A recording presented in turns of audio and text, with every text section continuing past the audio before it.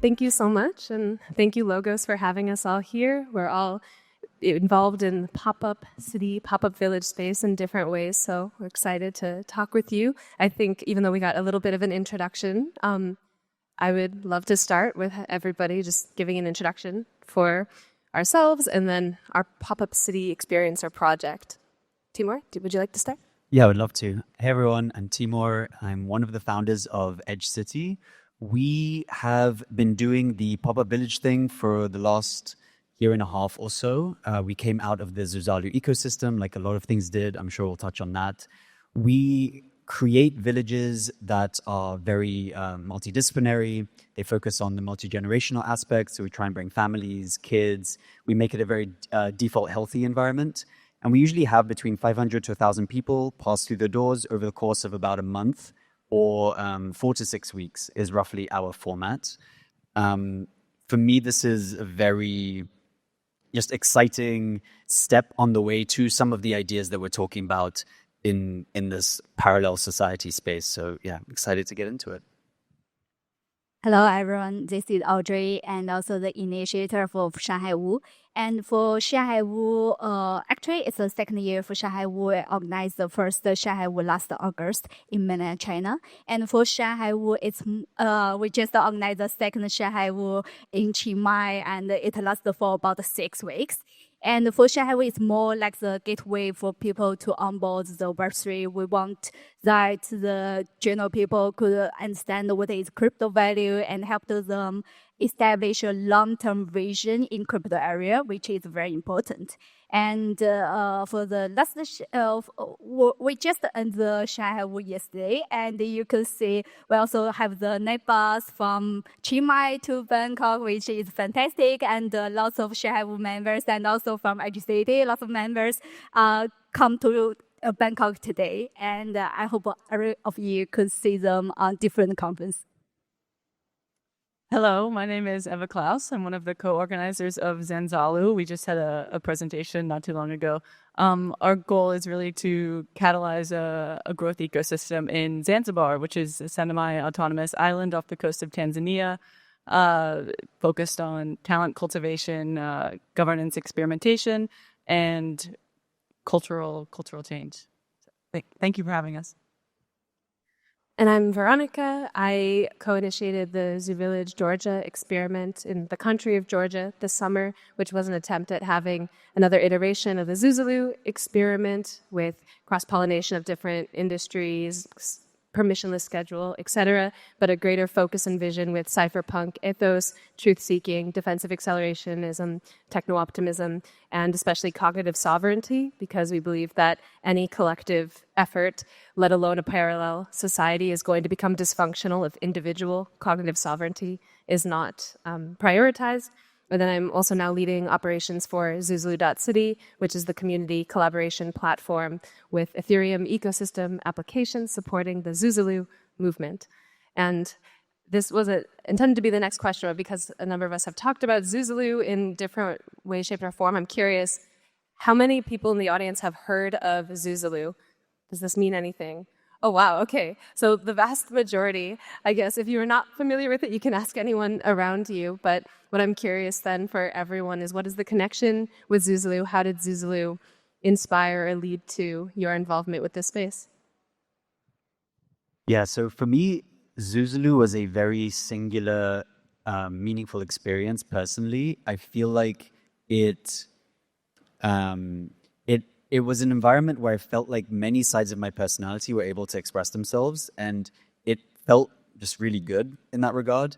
I organized the AI track there, and then I kind of got involved in more of the organization, and eventually, a few months later, was a co-organizer of ZooConnect, which was kind of the second big event that we did with that community. And pretty much out of that, I got pilled on the whole pop-up city concept. I feel like Zuzulu as an event really expanded the adjacent possible for lots of people. A lot of people who came realized that this was possible and actually something interesting to do. And in that regard, I really feel like it kind of kicked off this whole movement. Yeah, I think Shanghai may be the first inspired the pop-up city inspired by by Zualu after Zualu.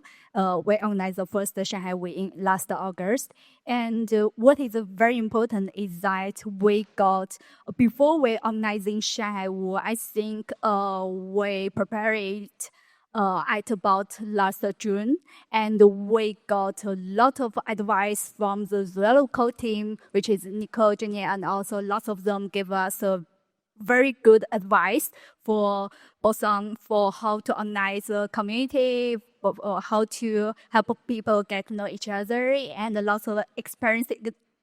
Also including something about the accommodation, something like that. That's why I think for lots of people who want to organize or start their own pop-up city, the knowledge sharing is very important. You could learn a lot of things and a lot of experience from the people who have organized the pop-up cities, and the more important thing is that we need more open access for everyone to get to know the experience, how to organize their own pop-up cities. So I did not attend Zuzalu, and I attended ZooConnect very briefly for a couple days. But even in the short span of time that I spent there, it was very obvious that there was a symbiosis with what we were trying to do in Fumba Town, which is a new city located in the special economic zone. It had also kind of become this emergent chilling point for digital nomads around Zanzibar. It's one of the few places that has a reliable backup electricity generator. So you have internet, you have electricity there. So people kind of gravitated towards there. And because it's a new city, it's really in need of community cultivation.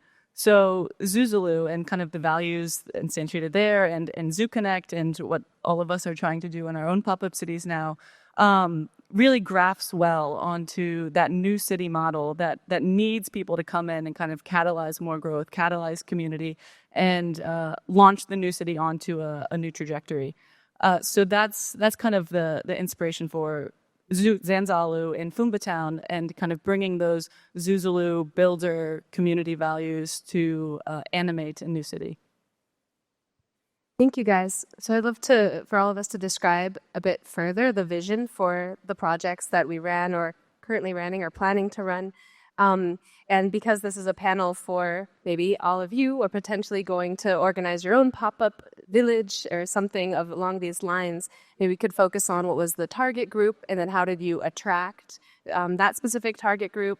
Were there any compromises or trade-offs that you could not make or needed to make based off of that vision? And especially, how does it affect logistics? So what you're trying to do, then operationally, what did you have to navigate for it? And we can keep going in order, or anyone can start.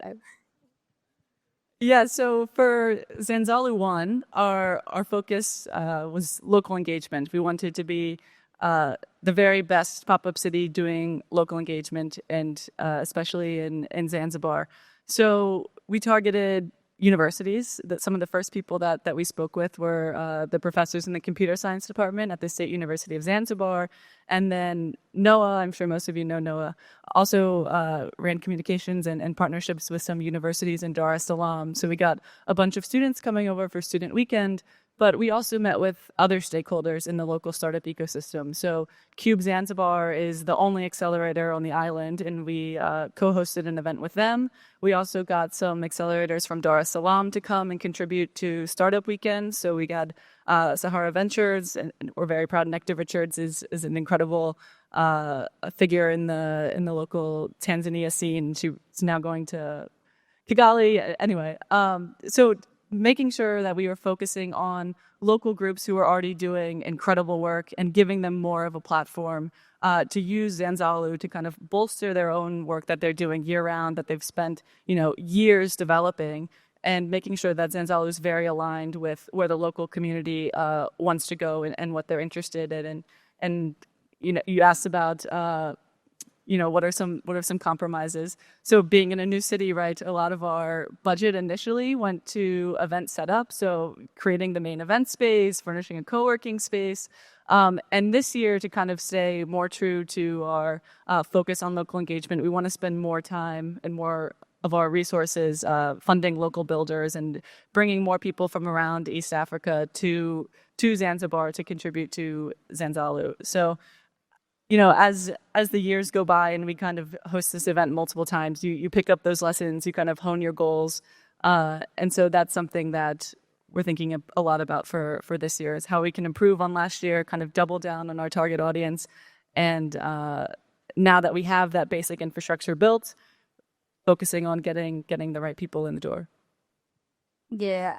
Actually, same as Zandalu and Shanghai, with more focusing on the local community. And, for the last year, we start from the Chinese-speaking community. And last year, Shanghai is organized in mainland China. And lots of the developers and lots of the members came from the Chinese-speaking community.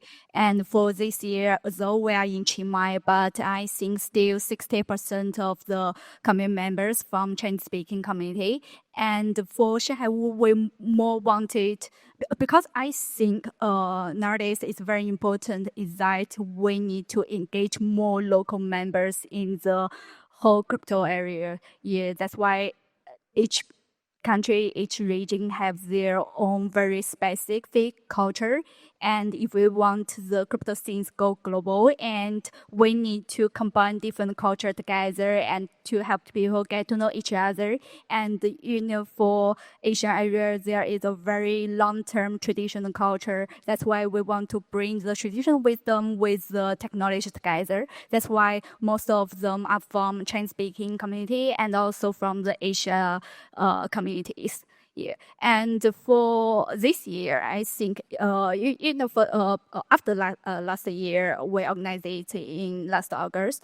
And after last year of Shanghai, lots of the community, Shanghai community members joined the follow-up pop-ups, no matter the Mo Chiang Mai, the Zoo Connect, and also a lot of them went to Edge City. And that's why for this year, the way organized in the Chiang Mai, it's more becomes a bridge to connect people from the local with global, to help them to get to understand which each other and community with each other. This make a incredible impact for the whole community. And because sometimes the Asian people are always shy, they don't just speak out. So we want to give them the platform to show themselves. Yeah, really cool.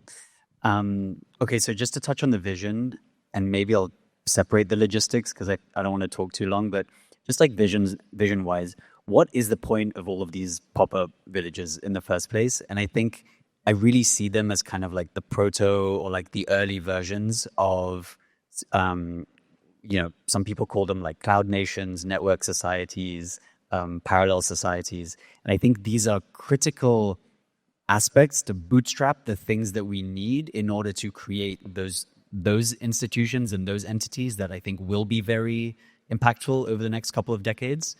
And so in service of that vision, what we're thinking about at Edge City is we don't necessarily feel like we yet have the right answer of what that should look like, but we want to create the space where those answers will percolate up. So it's a very bottoms up theory of change. It's very, let's see, let 1,000 flowers bloom and let's see what happens. So when we think about doing that, that's why we want to do multiple of these big events per year. We really like this month-long format because it's long enough that people take it seriously, but it doesn't have the pressure of permanence, right? So we work in partnership with new city projects, but those projects have to make permanent decisions for how they're going to structure themselves. We are much more flexible. We can have people come, they can experiment with new ways of living, new technologies, and then it's fine. If it doesn't work out, we can try it again the next time. So that's how we think about it at a high level. And then the next level is, okay, what is the experience we want to create for people in order to facilitate that level of experimentation that could actually have societal implications down the line? We think of 4 main pillars or 4 main principles. Need to figure out the terminology of the experience. We want it to be, we want to focus on health and well-being so that people feel their best selves when they're there and make it just super easy for that to happen. We focus on co-creation. So people are very engaged in the act of creating the thing. It's not very centralized. We just set up the infrastructure and then let people actually, color in the edges. It's multidisciplinary. So we came out of the crypto space. We are very crypto, we're very Ethereum aligned, to be more specific.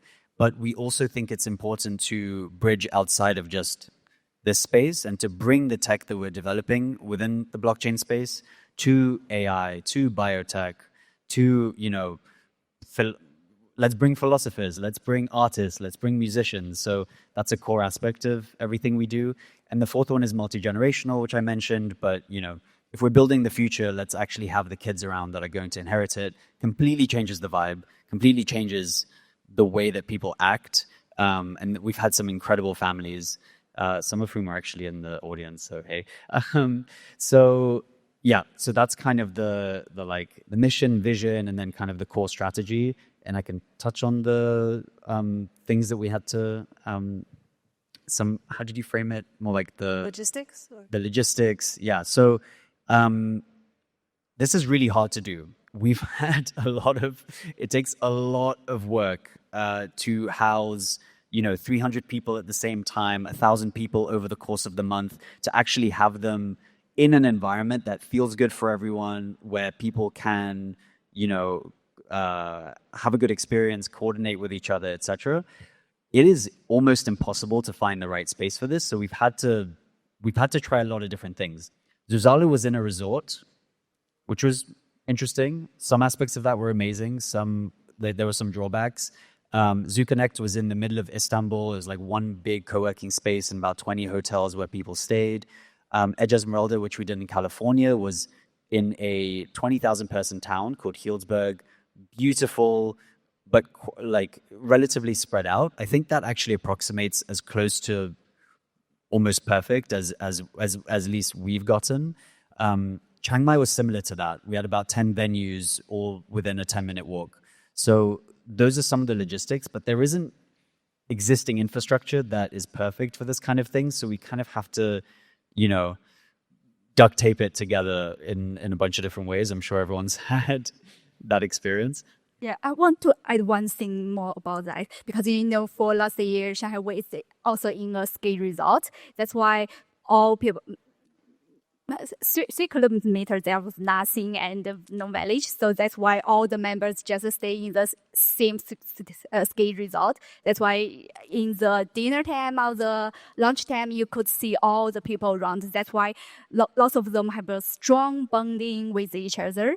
But things different in this year, Chiang Mai, because we have lots of pop-up cities here, and people just travel in, visit different pop-up cities. It's very interesting because it's very different and very unique things happen in Chiang Mai, because lots of different people from different regions communicate with each other. It's also very interesting. We could see lots of chemistry in that area, but it's a different aspect. But I think both of these different kinds of taps also make a very important, significant area in the pop-up cities. Yeah, 100%. I think what happened in Chiang Mai in the last month was very interesting, kind of at a meta level of this exploration, where it wasn't just one or two. There was about 10 experiments running concurrently, and everyone was kind of going between them and learning from each other. So that archipelago model was also very interesting. But yeah, the last thing I'll say on the difficulty side, aside from just the general infrastructure, is that in order to make things the way you want them, it can be very difficult, especially because we're very opinionated and principled around the family side and the health side. It is very hard to make infrastructure for 50 kids to be there, especially of very different ranges. They have very different experiences of the world. So that's definitely something that we're working on more. And I think over time, we're going to refine it. Last thing I'll say there is that one thing we're seeing is that going back to a place is so much easier than continuing to do new places. So we will keep going around the world. We think it's very important to go to new locations, let other people experience this kind of thing. But I could imagine us over time and some of the other projects continuing to go back to certain areas, the way we're about to do in California next year. because you know it, you've developed the relationships, you can invest. We're now helping to build a permanent new city there. So yeah, I think things like that are the logical conclusion. Thank you. And yeah, I want to ask next about some of the repeated organizational aspects that both of you have experienced and you're gearing up to do. And also to emphasize, Timur and Audrey are talking about this location distinction. I think if you want to start your own pop-up village, I would say the first decision you need to make is, are you going to organize accommodation for the participants? And maybe this second one that's related, are you going to be in a city or are you going to be rural and isolated? And both of those variables heavily impact the logistics if you're trying to organize accommodation for multiple hundreds of people for a very long time. You're going to have a lot more lift than if you just need to, it's not just, it's still coordinating, but if you just need to find a central building that people are going to be coming to, but you let everybody self-organize housing, which is easier in a city. If you're rural, there's the transportation. So that's the first decision, some of the first decisions to make. And I'll just answer the question as well from the Zoo Village Georgia perspective. Part of our vision, as I mentioned, we wanted to be as cypherpunk as possible. It was something that we felt at the original Zoozaloo, but we wanted to actually emphasize it in practice. And that did come with trade-offs where we did very little advertising. We just posted on Less Wrong. And then, of course, we did share a bit on social media. We didn't tell anybody where it was going to be. We also wouldn't share who was going to be there, which limited. We even on the budget side of things, there were sponsors that pulled out because we couldn't confirm if so-and-so people would be there, and also people that wanted to attend, but then they asked, "Oh, is this person going to be?" It limited a little bit of it. I think it was worth it. For the quality of things, but it also led to, as we were talking about, bootstrapping, where you're a single person that's then trying to do all the things. I'm still editing the videos from the summer and getting those slowly but surely on YouTube. So when you decide the vision, then there's going to be these downstream effects that do affect logistics as well. So now I want to pick your guys' brains a little bit. You're gearing up to, I think, go to the same place, right? So exactly what they were touching upon. You're going to go back to California, but also, Timur, I want to start by picking on you because you've organized so many of them. I'm really curious, how has your thinking changed? What have you learned, and what are you doing differently now as you organize your next one compared to Zoo Connect, the very first one? Yeah, I mean, how has our thinking changed? We're just getting better and better at this. I think there's like a startup idea of stay alive until you get good. And that's kind of a core early stage startup maxim. And I feel the same thing here, where you just have to stay in the game and like do it a few times. We were talking backstage just before this about how like there's a feeling of burnout that happens after these things usually. We've seen it a lot. People come in with a lot of excitement, and then it's such intense work. So many things happen that you can't expect, and you just burn out hard. And I was reflecting after that and thinking like, wow, I actually feel amazing right now, which is strange. It's actually very different to this time last year after Zoo Connect, where I needed like 2 weeks to just clear my head. Right now, I feel more energized and more excited. So I think the lesson there is just secret. I don't know. I mean, I think having an amazing team obviously helps. We've done this a few times. Everyone kind of knows their lane. We're slowly building the team, and we know exactly where we need to slot people in, and we know exactly what kind of person to find. One thing, if you guys do your own, you'll realize very quickly you can you instantly know whether the person you're considering to bring onto the team, and usually they start as a volunteer or something, you can just see every side of them because you're all living in the same vicinity, you know? So that's been, I guess, the main learning. It's nothing crazy groundbreaking. It's like find the right people you want to do it with and just go for it, you know? Yeah, that's what I was going to say. The team is so important. And I think one of the good things about being able to go back to the same place is, you know, last year it was not really legible. Like, what is this pop-up city coming to Zanzibar? What are you guys going to do? And we were kind of, you know, we want to do X, Y, Z, but we didn't have a very clear plan, you know, a couple of months out, which makes it difficult to, you know, market and get more people on board. But after the first event, now we have a whole lot of local organizers who are very excited to contribute when we go back. So we have 3 more core organizers that will participate that all live in Zanzibar, in Fumba Town. So going back, being able to pick up those relationships, strengthen those partnerships, have people that are on the ground all year long that can keep those relationships warm and host maybe smaller events throughout the year makes it much easier logistically, but also from a programming, from an engagement perspective, getting the right team, getting a locally grounded team, and bringing eager people into the ecosystem and encouraging them to co-create as the years go by, because then you just accumulate more and more people that are excited to contribute. Actually, I want to ask a quick question about that for the core team. Are they mainly part-time or the full-time? We have 6 full-time people, and that probably grows to about 10 to 12 in terms of our team with volunteers during the event. And then depending on the structure, there's probably another 10 to 15 with our local partner. So the way we structure it is that when we scout for locations, we're scouting just as much for the people that we want to work with as the place. So for example, in Thailand, we met an incredible local team. And I think if we hadn't done that, we probably wouldn't have done the thing.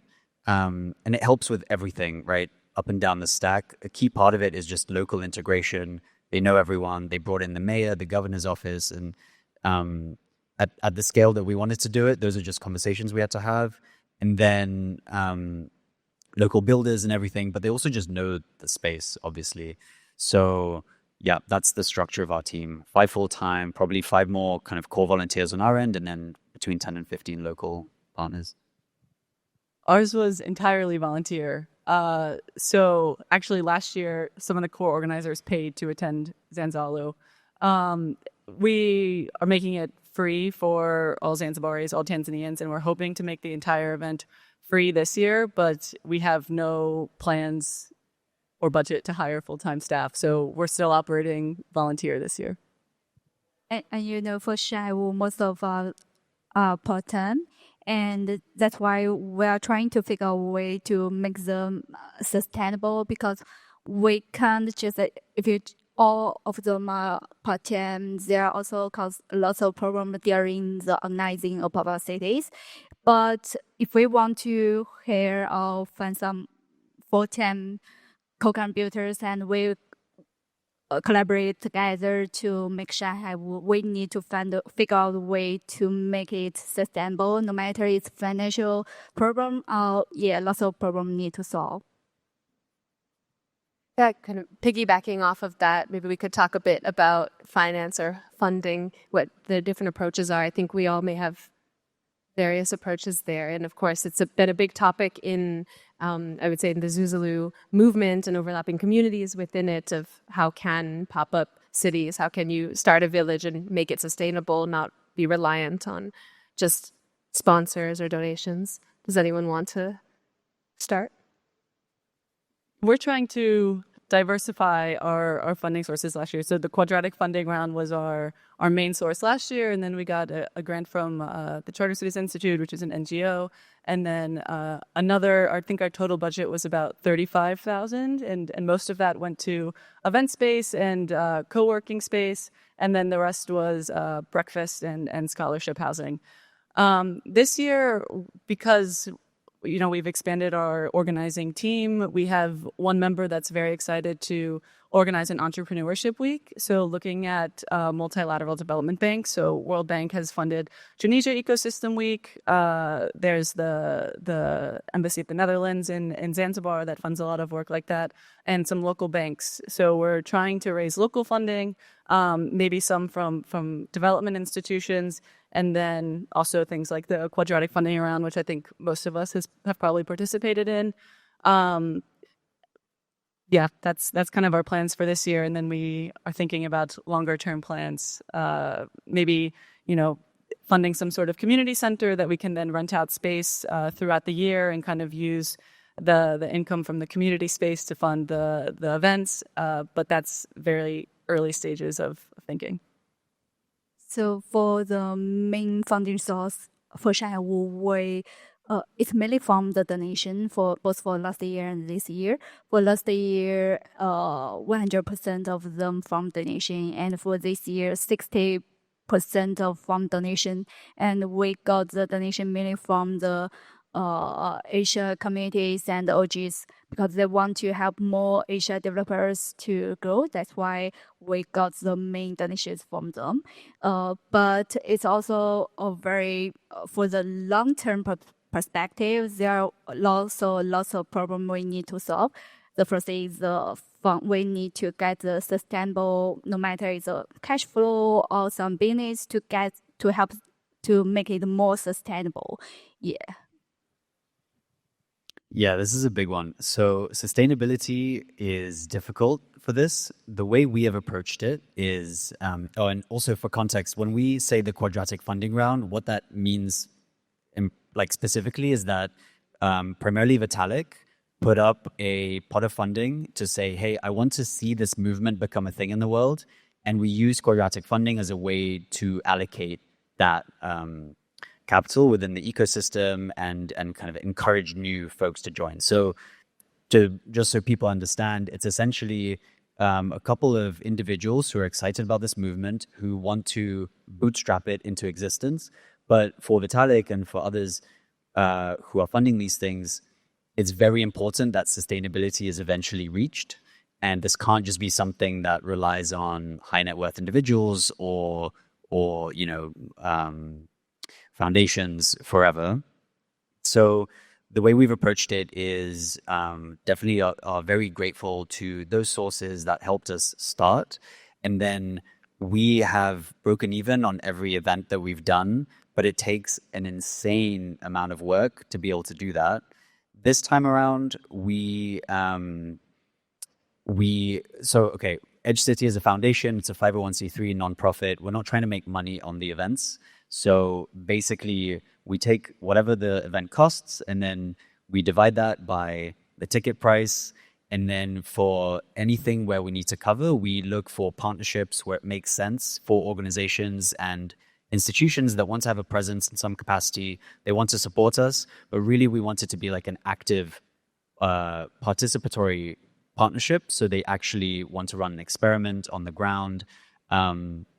As an example, the MetaMask team really wanted to run an experiment at Edge City Lana, and we asked for a contribution there. They bought a bunch of tickets at full price, etc.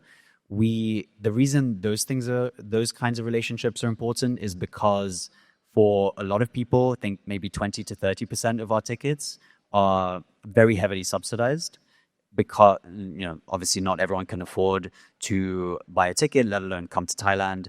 And there are a lot of people who we want to make sure they have that opportunity. That's how we think about it. Yeah, thank you. I think fairly similarly with Georgia, what we did was we took what is the cost, what are the expenses, and then divide that down to figure out what would ticket prices be. We also only had these rounds that Timur, that everybody mentioned, that helped us with the down payment. And so that's probably another piece. If you want to start your own, one of the hardest lifts, if you're not going to have investment or sponsors to begin with, and you want to just have the participants all share the costs, is how are you going to have enough for a down payment? So that's a piece that we wouldn't have solved if there wasn't a donation round like that. So one thing on that, the actual, I should have mentioned this, the thing that we developed with MetaMask was a tool to help us solve this exact issue. It's called Propel, and we did it in a small scale where basically if you have an event that you need some upfront money for, let's say you want to go see the elephants and it costs $100 to rent the bus to do that, you let people pledge towards that event, and if you hit a certain threshold of people who want to do it, then the money transfers to the organizer, and it does that complete crypto rails, obviously, very seamless way. And you could imagine, like, that's a really good thing to have on the ground, but then you could imagine that at a higher scale where, we say, hey, we really want to do a pop-up city in Georgia or wherever. who's interested. And then if 300 people put down a deposit of 500 USDC or something, then it auto unlocks for the organizer and they can actually start to use that money as like working capital ahead of time. That's fantastic. Yeah, during the Zoo Village Georgia hackathon, also a couple of people who may be here tried to tackle this by creating some type of way of, showing that you intend before you go. I think that is one of the, and I think many, I'm not the first to say this, many people have been sharing that one of the unique selling point or unique value adds of these pop-up cities that are fairly Web3 and builder focused is that they are incubating products or projects that are powering these cities and actually tackling the exact problems that we're mentioning. So all that being said, I think we could talk a little bit about what is behind the scenes. What are some things that participants may not be aware of, but if they want to start their own, they should keep in mind and try to at least be prepared for. You could also touch on biggest challenges while part of it, because maybe participants aren't as aware of those as well. Yeah, Timur, go for it. Someone earlier, I think it was Charlie Fisher, he was saying it's kind of, you're like a duck where you're like gently floating through, but underneath the surface, your legs are just going like crazy. And that's exactly how it feels, where especially this past event, everyone's like, oh man, you seem so chill. And I'm like, yeah, front of house is great. Everyone's having a good time. Back of house is like intense, There's a lot going on. Biggest challenges, I mean, like ahead of time, finding the venues, huge. Finding the right location, the right partners, hardest thing. Figuring out how you're going to do tickets. What is your application process going to be like? How strict are you going to be? How do you market this? Who's like the people you want to attract? That's, obviously huge issues. On the ground, just creating structures that can be copied and taken by people, like figure out ways to empower people to create their own experience for others is critical, because I don't think you should aim to kind of centrally plan the whole thing, that it just becomes a conference. So you want people engaged, but you need the right structure for that. So we've created a playbook. It's live. We're going to update it based on the learnings we have here. We're open sourcing all of our learnings, so try and encourage more people to try stuff like this. But yeah, there's some. Yes, same as RCD. And I think the before the event start, for Shanghai, it's lasted for about 6 weeks. And before the event starts, there is a work at least 2 months that you need to prepare for it. Yeah, that's it. It's a lot of work need to do before the event start. And at the time that event starts, there are also lots of things need to do, keep going. Because, each week we have the agenda structure for it, and each week we have the lecture hall, something like that. You need to prepare each week. And during the last 6 weeks, sometimes I was struggling and upside because you just finish 1 week preparing and you need to prepare for the next week, next 2 weeks, next 3 weeks. That's so terrible. Yeah, that's why there's lots of things need to do. And if you really want to start your own pop-up cities, you need to prepare for it. Be careful with housing.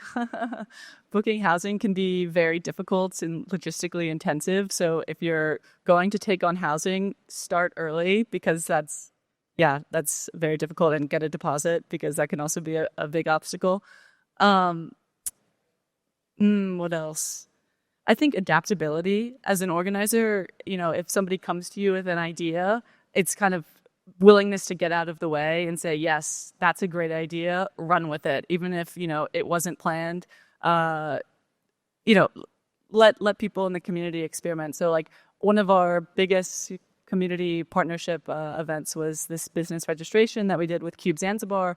And we organized it maybe 3 days before the event actually happened. And we had government officials, 300 entrepreneurs come through, and that wouldn't have happened if, if Fikr, one of the community members, hadn't just said, can I do this? And we just gave her the space and got out of her way.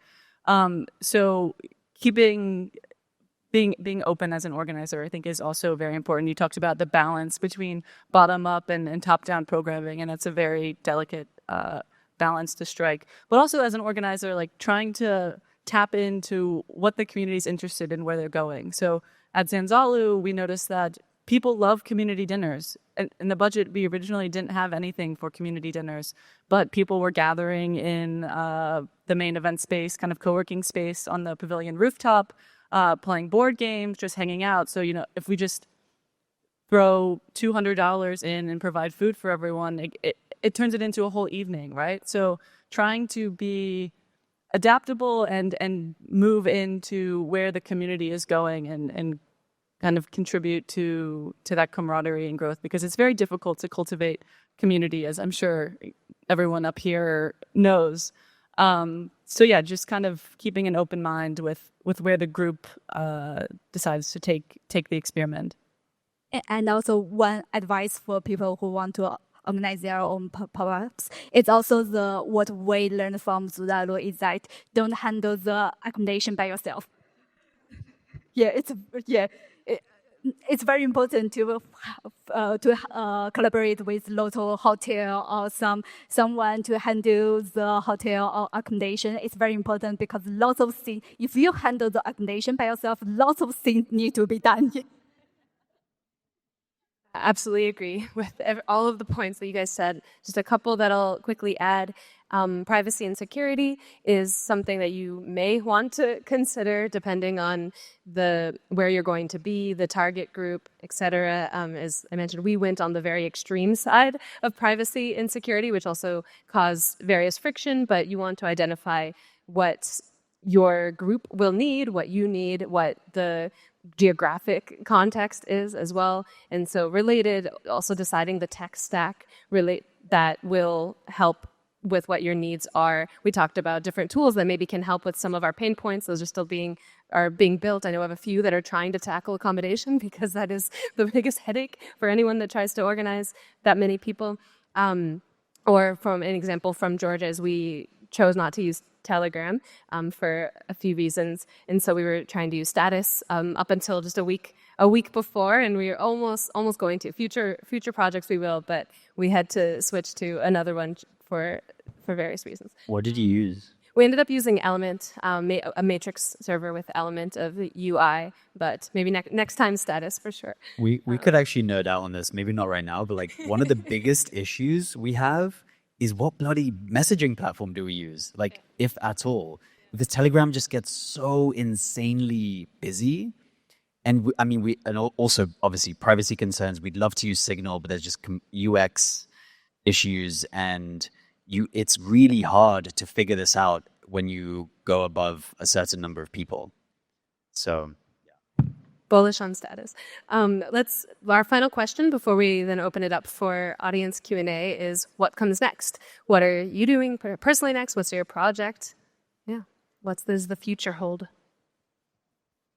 Okay, we didn't figure out which city the next Shanghai is, but we plan for about during sometime between next August to November, the next Shanghai will gonna happen, but we didn't figure out which city or the location yet. And we are still, and also what is nowadays is very important is that we are trying to figure out ways that make it more sustainable. And this is a very important question nowadays we are focusing on and trying to figure out a way. Yeah. So we are in the early stages of planning for Zanzalu 2. It will be June 20th to July 18th, around those dates. I might be mixing them up. But it'll be about midsummer. I mentioned that this year we're focused especially on talent, getting the right people in, governance. So we have this kind of not Play-Doh city, but we have a sandbox in Fumba Town. So we're excited to partner with the private developer and really test out some IRL governance projects, culture and education. So I think Bernardo is a Zanzalu, he's back there. He hosted a session last year on identifying fraudulent crypto projects. Blockchain and crypto can solve serious problems in East Africa with banking and access to stable currencies, but it can be difficult to spot real and fraudulent projects. So kind of doubling down on the education component as well, with the overarching vision of helping to incubate a growth ecosystem in Zanzibar. So that's what we're excited to do and looking forward to. Zanzalu 2. So we have a pretty full roadmap for next year. We'll probably do 3 of the kind of big villages that we're used to doing, and most likely 3 smaller experiences. We'll announce this all before the end of the year, but we will be back in California for Edge Esmeralda 2025. There's now a permanent new town being built there called Esmeralda, and our intention is to keep doing this event every year to keep bringing more and more energy to that project. We are going to be working with them very closely. It's a very exciting thing that's happening there, so I'm excited. The 2 other ones we'll share more detail about soon, but very, very exciting things coming. And I think more conceptually, the thing that we're thinking about is kind of what I said at the start of how do we actually create meaningful things that come out of these environments so that we're not just doing the events to do the events and to have a good time and to, kind of gather. I think if there is a failure mode of this whole pop-up city movement, it's that I think 5-10 years from now, we don't want to look back and be like, oh man, that was such a good time. It's such a fun time in Thailand. I genuinely believe, and that's great, right? It's not a failure, but it's a failure towards the potential of what this could be, I think, because I genuinely think that these environments are new surface area for new types of ideas for how to live, how to build community, how to actually create the infrastructure for, this whole new world. And I think that those ideas are currently percolating in the community. There's incredible things being built. At least I could speak on our end. Some of the things at the hackathon, some of the things at the residencies we had, a lot of them are now being used at DevCon. There's a lot of big booths now that are going to be at the main event. Look out for the Cursive one on programmable cryptography. It's going to be awesome. So having teams like that where I can clearly see like, wow, this could be world changing, and it's being developed right now in these environments. And it potentially could only be developed in pop-up cities like these. That's what I think we need. We need kind of like the killer app that people can point at and be like, wow, that could not have been developed in the private market or in the government or in a think tank. It had to come from this kind of environment. So that's I don't know, in my conceptual roadmap, at least.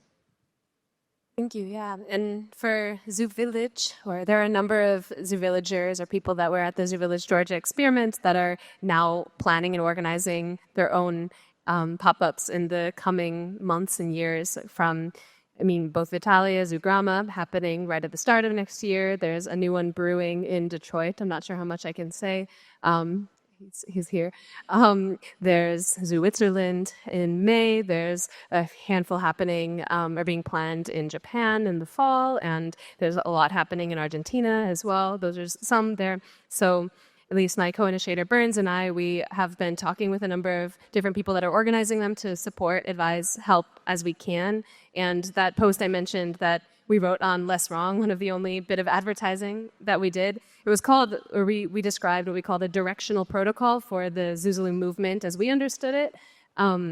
And so one of the things, because right now personally I'm focusing a lot more on the technical side and software, we're exploring how we could potentially turn that into something that's actually like a protocol. So any pop-up village could say, yes, we sign on to, I think it's truth and truthfulness at first, and trust and trustworthiness as the second, DIAC, techno-optimism. But essentially if you want to adopt those to then be a zoo village or so. But that's still, I heard earlier today, concept of a plan, I think from your talk. I think that's where we are. So we have that directional protocol, and we're trying to see, could that be put into technology, and then otherwise supporting the really amazing pop-ups that are happening. So that's just about time. I don't know if, let's go ahead and open up questions for the audience. Are there any questions? For any of us? Yeah, there's a microphone in the center. You can come in. Thank you. Hi, my name is Alta, and you mentioned a little bit about having the balance between top-down and bottom-up governance.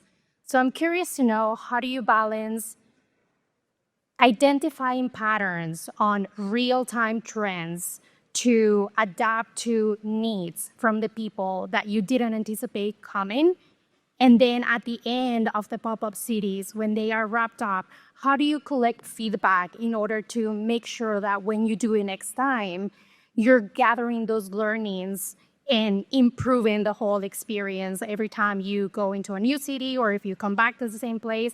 So basically, I'm like curious to know, how do you do it in real time and react quickly? And then how do you do it like at the end of it? For Zanzalo, it might have been a bit easier because we had a fairly small full-time residency. Being at Edge and seeing how you guys handle feedback, I had a couple of conversations with Cheyenne, and she was really thoughtful about this. So I know you guys are thinking about it a lot. Yeah, so I guess yeah. I mean, we could do it a lot better, I think, but the way we structure it now is we do weekly assemblies or town halls, and then we have a constant feedback form that's always being shared. The QR code is always there, and we're really encouraging people to tell us what can improve. So to your point, for the little things like, hey, the coffee's cold in the morning, that's something we can fix straight away. For the bigger things, we note it down, and we have just a lot of working sessions on it. And some things we do, it meaningfully changes our strategic directions, actually, sometimes. One example is we ran an experiment of residencies this time around, which was a complete, we kind of just made it up, but we had 3 residencies. Each one had about 15 to 20 people. They were focused units that had their own tracks and programming going on, but then they were also very much part of the city, and they had weekly demo days and things like that. The feedback was incredible. Like, the people in it had an amazing time. Other folks, maybe the only thing we heard was like, oh, I wish I'd heard about that sooner. I would have participated. So that's something that's much kind of bigger, and that will now inform our thinking going forward. I think, sorry, just to add one more thing. I think the town halls, like Zuzulu has had a lot of town halls. We had one at the end of Zanzalu to get feedback. Edge has had a lot of them. Those are really important, just giving people a platform to voice their ideas, what they like, what they don't like. But also encouraging people to take ownership over projects. Like, if they come to you and say, I want to see X happen, then say, that's awesome. That's a great idea. Do it. Like, it's a co-created thing. Go for it. Like, that'd be awesome. I think everyone would benefit from that. So I think pushing, organizational power down as much as you can and saying, this is an open space for everyone to contribute is one way to kind of, give space for the community to self-correct or to go certain directions and adapt. Yeah, and what advice thing for last Shanghai was that after last year Shanghai some media platform collect all the residents' story. All the residents read their own memories during the Shanghai Week, which is very important because each of the participant in different activities. That's why Shanghai Week is just not only focusing on what is the story that the culture contributed to.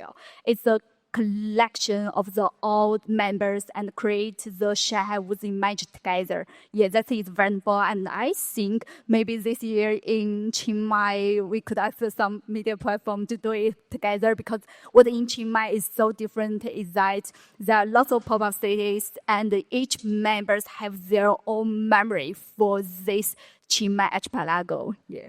Yeah, off the event spaces point, one thing that I thought was really helpful is a lot of us use Social Layer to do the bottom-up coordination, so people can just add their own events straight into the calendar, and people can click in. But they also you can get all of the data and see how people use the spaces, because as an organizer, right, your main job is to set the artifactual structure within which the community grows. So if you can see, okay, what infrastructure is being used most heavily, then that can inform how you prepare the event spaces in the next event. So it's kind of this background data, and after the event, taking stock of how people use the space and what their expectations are for the next year is really important. The only thing I'll add is I think it's really important to have a truly anonymous place that people can give feedback. We saw that already in Zoo Connect, and we had one in Zoo Village, Georgia, and I think Zuzulu, we had a little bit of experiments with it, but I think in any type of collective action, or let alone governments. There should be a place where speech is completely free and anonymous. You cannot trace it to anybody. That's where ZK can come in, that we've been experimenting in our spaces. So making sure that there's a place where people know that they can't be prosecuted for what they're saying. And then the tradition, I think I agree, looking at the data of how the platforms are being used, as well as traditional surveys. We did have an anonymous, but also a survey that people could fill out so we could get a little bit more feedback. I think that's all the time we have. Well, thank you all so much. Thank you all for joining us. Thank you again, Logos. Thank you so much. Thank you so much.